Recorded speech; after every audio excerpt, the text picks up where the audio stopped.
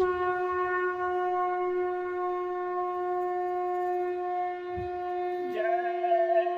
गुरुदेव। जय गुरुदेव।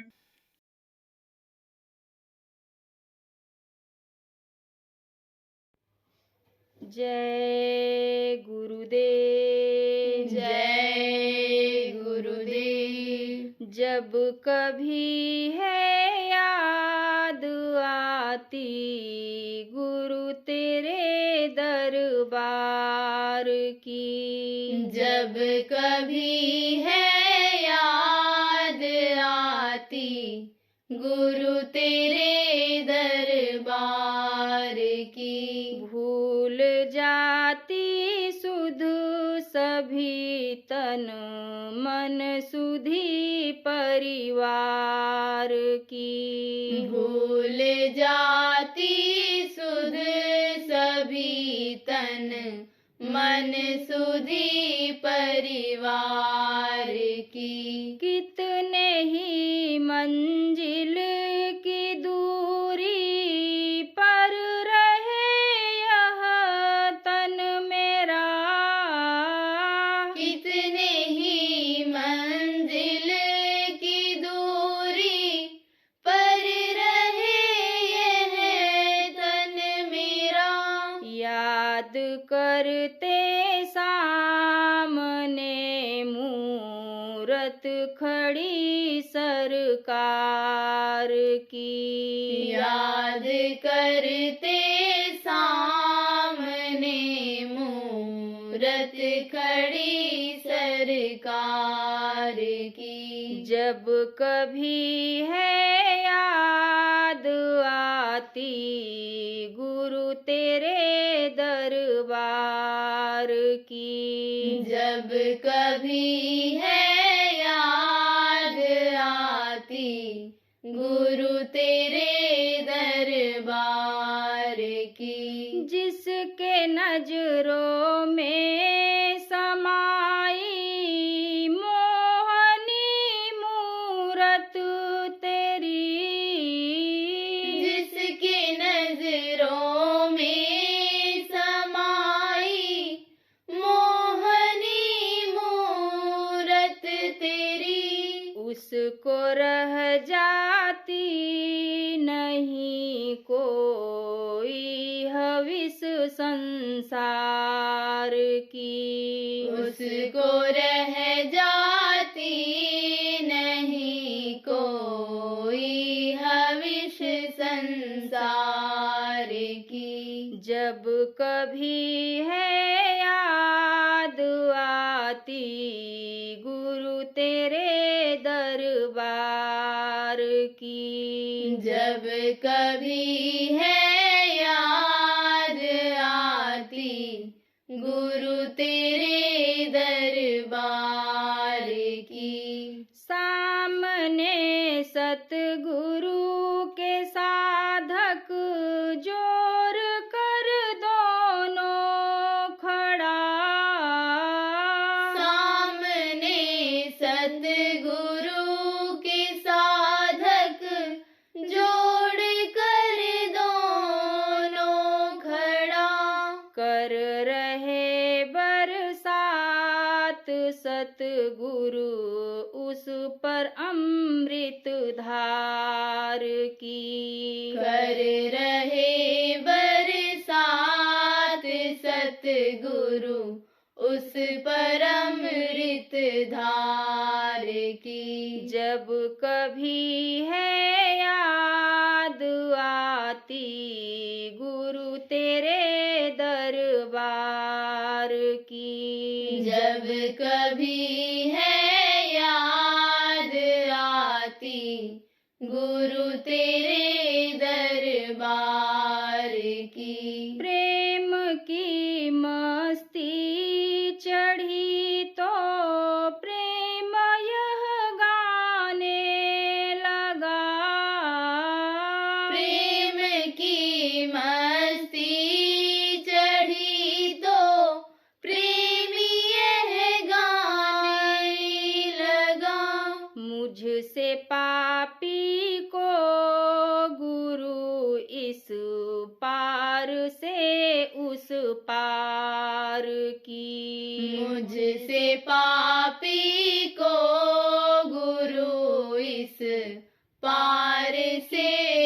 पार की। जब कभी है याद आती गुरु तेरे दरबार की। जब कभी है याद आती गुरु तेरे दरबार की। भूल जाती सुध सभी तन मन सुधी परिवार की। भूल जाती सुध सभी तन मन सुधी परिवार की। जय गुरुदेव। जय गुरुदेव।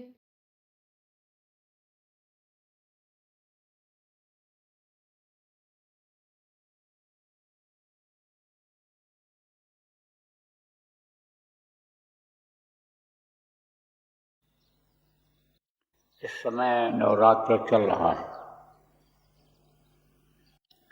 भारत जैसे धर्मप्राण देश में नवरात्र का बड़ा महत्व है। नवरात्र में लोग अपने अपने तौर तरीके से कुछ न कुछ पूजा पाठ करते हैं। कोई हवन करवाता है, कोई यज्ञ करता है, कोई आदमी के बनाए हुए देवता देवी, आदमी के बनाए हुए मान्यता दी हुई मूर्तियों के सामने जाकर के फूल पत्ते प्रसाद चढ़ाता है।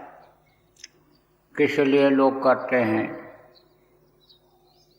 अलग अलग लोगों की भावनाएं होती हैं, अलग अलग लोगों की इच्छा होती है, लोगों की ज़रूरत होती है, लोगों की ये सोच है।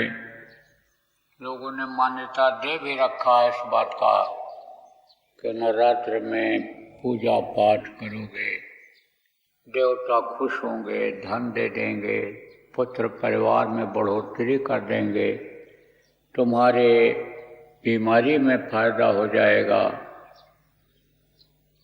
तुमको भगवान मिलेंगे, दर्शन होगा उनका, भगवान तुम्हारे ऊपर जब खुश हो जाएंगे तो हर तरह से तुमको लाभ मिलेगा। तरह तरह की बातें जिसको जो भी जानकारी होती है वो अपने परिवार वालों को, कुटुंब को, आसपास के लोगों को बताते हैं।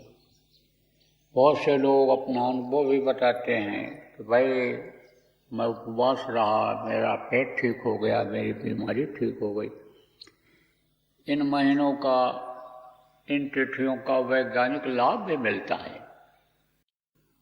लेकिन चूंकि पूजा पाठ लोग करते हैं, नहा करके नंगे पैर सब मंदिरों में, स्थानों पर जाते हैं, पैदल चलते हैं, कंकड़ पत्थर पैर में लगता है, तलवे में जब कुप्रेशर हो जाता है तो उसका भी लाभ मिलता है। लेकिन मान्यता ज़्यादातर किसको है? देवी देवताओं के पूजा करने की है, भगवान को खुश करने का है। लेकिन देखो, जिस तरह से फायदा होना चाहिए उस तरह से फायदा नहीं होता है। दौड़ धूप तो लोग करते हैं, मेहनत तो करते हैं, लेकिन जो लाभ मिलना चाहिए मिलता नहीं। कारण क्या है? कारण यह है कि भटकाव में समय निकल जाता है। अगर वही समय बचा करके और इस मानव मंदिर में इन चीज़ों को खोजा जाए, सुख को, शांति को और इन दुनिया की चीज़ों को अगर खोजा जाए तो इसी के अंदर खजाना भरा हुआ है। सब कुछ इसे मनुष्य मंदिर के अंदर में ही है। देखो, मनुष्य के शरीर में ही बुद्धि है, अक्ल है, हुनर है, और मनुष्य शरीर ही उनमें भी काम आता है। कहीं आने जाने में, चाहे पूजा पाठ करना हो, चाहे मेहनत का काम करना हो, तो सब कुछ इसी शरीर में ही है। अब यह है कि अगर कोई जानकार मिले, सब तो समझो कि वो चीज़ मिल जाए, और जानकार नहीं मिलता है तो ऐसे भटकना पड़ता है फायदे की जगह पर, कभी कभी नुकसान भी हो जाता है। करते तो अपने हिसाब से पुण्य है, लेकिन वही अनजान में पाप बन जाता है और वो तकलीफ दे हो जाता है। तो कहा वस्तु कहीं खोजे कहीं, कहीं भी ले आवे हाथ, भेदी लीजिए साथ में वस्तु अपने हाथ। वस्तु कहीं है, खोज कहीं रहे हैं, तो कहीं भी ले आवे हाथ। किस तरह से वो चीज़ें मिलें? धन की इच्छा करते हैं, धन नहीं मिलता है। मान प्रतिष्ठा की इच्छा करते हैं, वो इच्छा नहीं पूरी होती है। बीमारियां दूर नहीं होती हैं, आपके समझो नहीं खत्म होती है जड़ से। क्यों? क्योंकि ये जो मैंने ये को प्रेशर और ये जो सुबह का टहलना और ये हवा अच्छी मिलना, इससे ये बीमारियां, जो शारीरिक बीमारियां खाने पीने की वजह से हुई हैं, उसमें तो आराम मिल जाता है। लेकिन कर्म की वजह से जो सज़ा मिलती है, जो बीमारियां तकलीफ़ें हैं, उनमें आप समझो प्रेमियों कि फ़ायदा नहीं होता है। तो उसका कारण यही है कि वस्तु कहीं खोजे कहीं और कहीं भी ले आवे हाथ। वस्तु तो कहीं है और खोज कहीं रहे हो, तो कैसे हाथ आएगा, कैसे ये चीज़ मिलेगी? एक था जमींदार, काफ़ी जमीन जायदाद थी, रुपया पैसा ऑपरेशन भी बहुत था। एक ही लड़का था, तो उसने सोचा कि लड़का तो हमारी तरह से मेहनत कर नहीं पा रहा है, मेहनती तो है नहीं, और मेहनत नहीं करेगा तो ये संभाल नहीं पाएगा, कामयाब नहीं होगा ज़मीन जायदाद को बढ़ाने में या जितना है उतना रोक पाने में। इसलिए इसके लिए कुछ धन रख देना चाहिए। मान लो कोई स्थिति ऐसी आ जाए कि इसके पास धन की कमी हो जाए, तो उस समय पर यह धन को निकाल देगा और रख दिया जाएगा। रख दिया, रखने के बाद यानी समझो कि एक ताम्र पत्र लिखा। ताम्र पत्र किसको कहते हैं? तांबे का पत्तल होता था, उसी पर लोग लिख देते थे, खुदाई कर देते, या जो कुछ स्याही जैसे देखो बहुत गाढ़ी होती है, जल्दी ख़त्म नहीं होती है, ऐसी ही चीज़ें होती थी, उसी से लिखवा देते थे, लिख करके रख देते थे। क्योंकि यह कागज़ तो था नहीं उस समय पर, ये तो इसका आविष्कार बाद में हुआ। ताम्रपत्र पर उसने लिख कर दिया, कर विचार बजचार ही, नैनन निरख निहार, शिवालय के शिखर पर माल गड़ो है सार। वहीं पर एक शिवालय था, मंदिर था। मंदिर था तो आप ये समझो कि उसी के आधार पर उसने लिखा और लड़के को भी बताया, कहा देखे मंदिर है, ये तुमको धन दे देगा, तुझको इससे धन मिलेगा, और यह है ताम्र पत्र, और तेरी हालत कभी खराब हो तो तू धन को निकाल लेना। बोला ठीक है, रख लिया। कुछ दिन के बाद जैसे दुनिया का नियम है संसार का कि जो आता है उसको दुनिया छोड़ करके जाना पड़ता है, इस मृत्युलोक को खाली करना पड़ता है, काल के देश से समझो निकलना पड़ता है, काया कुटी खाली करना पड़ेगा, इस काया कुटी को खाली करना पड़ता है। तो समय आ गया उसका, सांसों की पूंजी खत्म हो गई। सांसों की पूंजी की ही कीमत होती है। और देखो प्रेमियों, सांस की पूंजी ये मिली, किस लिए मिली? भजन के लिए मिली, आत्मा के कल्याण के लिए मिली। और देखो लोग इन सांसों की पूंजी को कैसे कैसे कहाँ खर्च कर दे रहे हैं। आप ये समझो कि सांसों की पूंजी को बर्बाद करने वाले ये यानी समझो कि सब लोग हैं जिनको आदमी अपना समझता है, जिनको आदमी मददगार समझता है, जिनको आदमी ये समझता है कि हमारे हर मुसीबत में, हमारे जवानी में चाहे बुढ़ापे में कैसे भी हो ये मददगार होंगे, ये हमारा पुत्र है, हमारा परिवार है, हमारी पत्नी है, हमारे पति हैं। यह सब लोग क्या करते हैं? यह सब लोग जो दुश्मन काम करते हैं वही काम करते हैं। दुश्मन क्या काम करता है?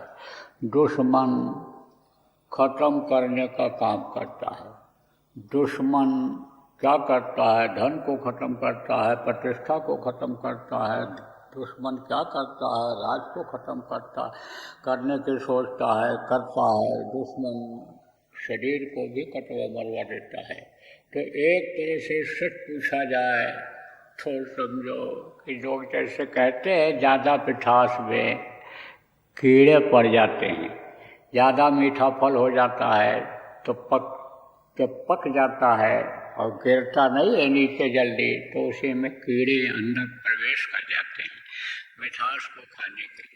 ऐसे ही ये देखने में तो मीठा लगता है, लेकिन समझो कि इसी में कीड़े पड़ जाते हैं, ये कोई काम के नहीं होते। तो ये जो पुत्र है, परिवार है, धन दौलत है, ऐश और आराम है, दुनिया की ये जो चीज़ें हैं, ये क्या हैं? दुश्मन हैं। क्यों? क्योंकि इसी में मन लगा हुआ है और इसी में समय निकला जा रहा है। तो ये क्या कर रहे हैं? ये उम्र को ख़त्म करने में लगे हुए हैं, सांसों की पूंजी को ख़त्म करने में लगे हुए हैं। अब ये विधि का विधान है, ये नियम है कि जो मनुष्य शरीर में आता है उसको जाना पड़ता है, शरीर छोड़ना पड़ता है। तो जमींदार का भी शरीर छूट गया, चला गया। कुछ दिन के बाद वही हुआ जो जमींदार सोच रहा था।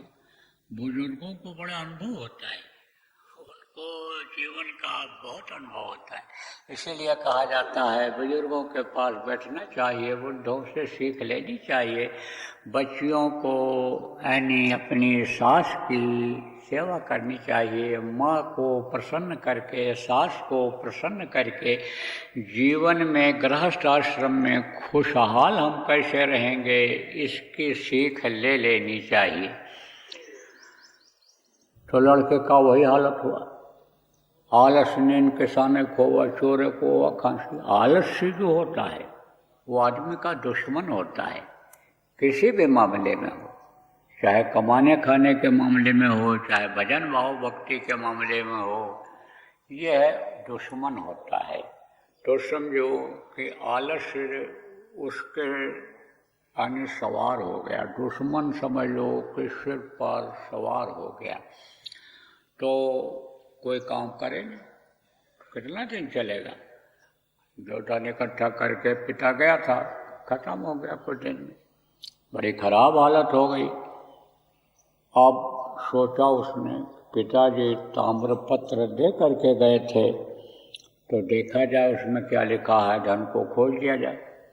तो उसमें लिखा था, कर विचार बज चारहि और नैनन निरख निहार, और शिव वाले के शिखर पर माल गड़ो है सार। तो उसने कहा कि भाई नैन से देखो, आँख से देखो। उसने क्या अर्थ लगाया? देखो ये धार्मिक किताब है, ये जो संतों ने लिखा है ये सब आध्यात्मिक दृष्टिकोण से लिखा है, लेकिन भौतिक विद्या वाले, भौतिक ज्ञान वाले, भौतिकता में अकल लगाने वाले इन्हीं किताबों को, इन्हीं चौपाइयों को, इन्हीं श्लोकों को समझ नहीं पाते हैं और अर्थ का अनर्थ कर देते हैं। तो जब नहीं समझ पाएगा, जैसे कहा वेदी कोई नहीं मिला, समझाने वाला कोई नहीं मिला, तो समझो ऐसे भटकते रह जाते हैं। जीवन में निराशा ही हाथ आती है। जैसे कहा गया, कर ले निज काज जवानी में, इस 2 दिन की जिंदगानी में एक दिन ये जवानी खत्म हो जाएगी, अपना काम जो है प्रभु के प्राप्ति का है, जीवात्मा को निजात दिलाने का है, मुक्ति दिलाने का है, वो काम कर ले। और नहीं तो निराशा हाथ आएगी। बुढ़ापे में कहीं कुछ हो पाता है? कुछ नहीं हो पाता है। तो उसने भेदी तो उसको कोई मिला नहीं। तो उसने क्या अर्थ लगाया उसका तामपत्र का? कर विचार बज चारे। उसने कहा 4 बजे देखो, शिवालय के शिखर पर माल गड़ो है साथ। उसने अर्थ लगाया शिवालय जो था, मंदिर जो था, उसके शिखर। शिखर माने किसको कहते हैं? ऊपरी हिस्सा, जिसको आप गुंबद कहते हो। उसने अर्थ लगाया कि गुंबद में माल पिताजी ने रखवा दिया है और तोड़ेंगे तो वो हमको मिल जाएगा। गुंबद तोड़वा दिया, कुछ नहीं मिला। दीवार तोड़वा दिया, कुछ नहीं मिला। बुनियाद खोदवा दी, कुछ नहीं मिला।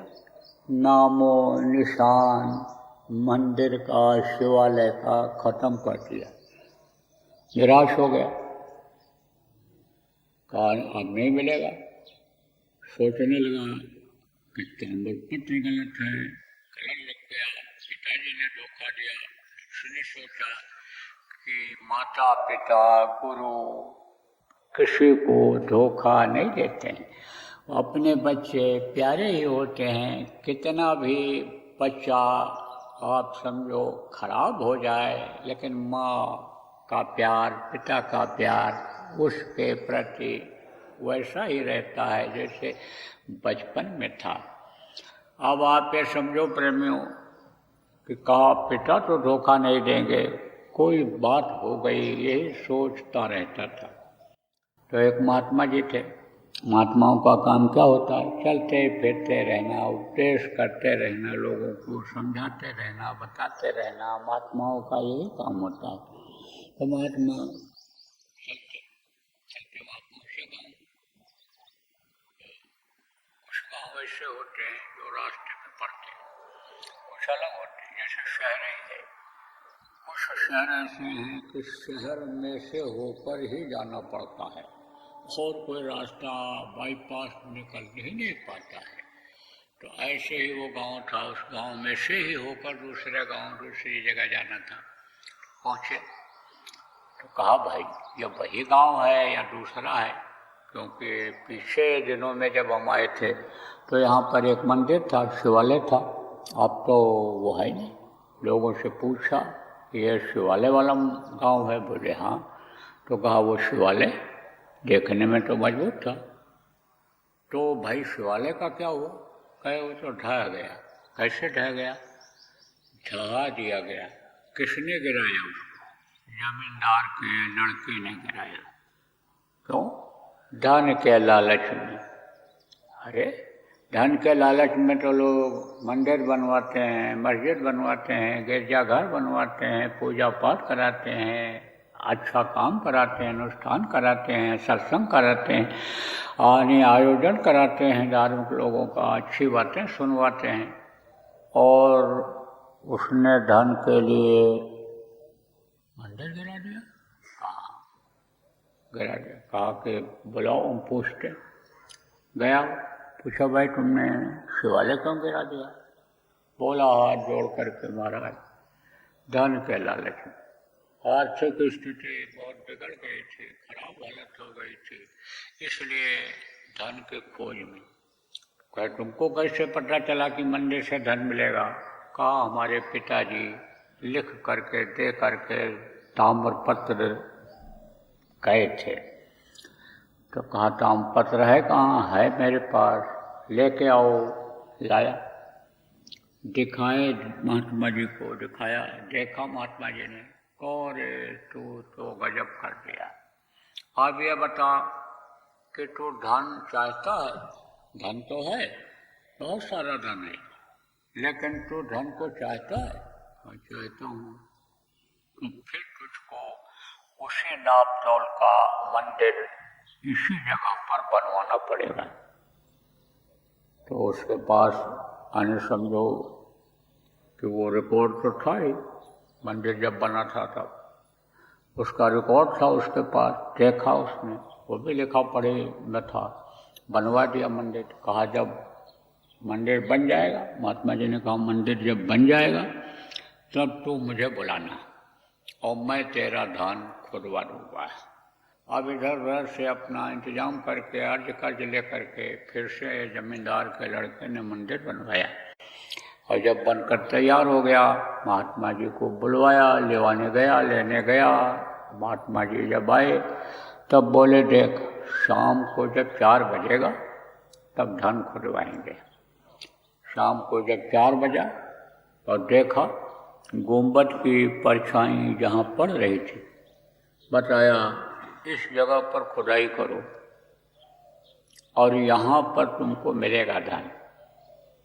और जब वहाँ खुदाई किया तो खजाना मिला, बहुत सारा धन मिल गया उसको। ऐसे ऐसे हीरे मोती मिल गए, ऐसी कीमती चीज़ मिल गई कि इन सिक्कों की, रुपयों की कोई कीमत नहीं रह गई। तांबा पीतल चांदी की कोई कीमत उसके सामने, उन हीरों के सामने, मोती के सामने कुछ भी नहीं रह गई। सोने की भी कीमत कुछ भी नहीं रह गई। आप समझो, जिस चीज़ को वो समझता था कि सबसे कीमती चीज़ सोना ही होता है, आप समझो उससे भी कीमती चीज़ उसको मिल गई। तो जब खुदवा दिया और धन उसको मिल गया, तब समझो उसके समझ में आया कि भेदी लीजिए साथ में, भेदी लीजिए साथ में और वस्तु आवे हाथ। जब तक जानकार नहीं मिलता है, जानकार जब मिल गया तो धन खुदवा लिया। जब तक जानकार नहीं मिलता है तब तक कुछ भी हो क्या पता है। अंदर खजाना भरा हुआ है, हीरे मोती जवाहरात अंदर के जो खजाने में हैं वो यहाँ पर दुनिया का अन्य समझो माल रख दिया जाए, खजाने की चीज़ें रख दी जाएं, लेकिन उसके आगे सब बेकार है। ऐसे ही अंदर के भेद को, अंतर में खजाना कहाँ है, अंतर में सुख कहाँ है, अंतर में शांति कहाँ है, ये जो आदमी दौड़ता रहता है इसकी दौड़ अन्य समझो कब कम होगी। इसका भेदी कौन होता है? इसका भेदी गुरु होते हैं, जो हमेशा इस धरती पर रहते हैं, मनुष्य शरीर में ही रहते हैं, मनुष्य शरीर में ही चल फिर करके लोगों को बताते हैं, समझाते हैं, दुखों को दूर करके मालिक को याद कराते हैं, मालिक से मिलने का, अंदर में देवी देवताओं के दर्शन करने का रास्ता बताते हैं। रास्ता ही नहीं बताते, मदद भी करते हैं।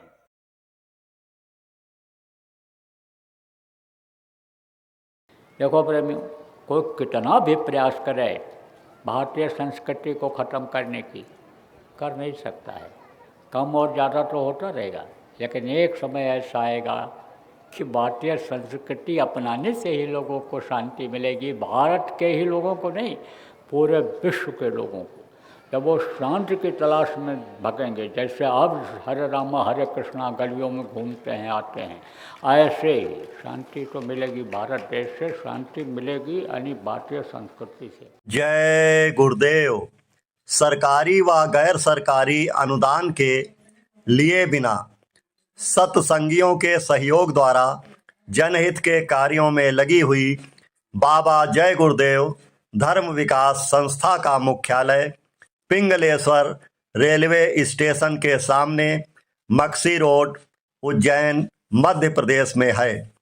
यहाँ पर सत्संग व नामदान का कार्यक्रम होता रहता है। अतः आप श्रोताओं से अनुरोध है कि बाबा उमाकांत जी महाराज के आश्रम उज्जैन एक बार परिवार सहित जरूर पधारिएगा। आपके सुझाव के लिए व्हाट्सएप नंबर 9575600700। जय गुरुदेव, जय गुरुदेव।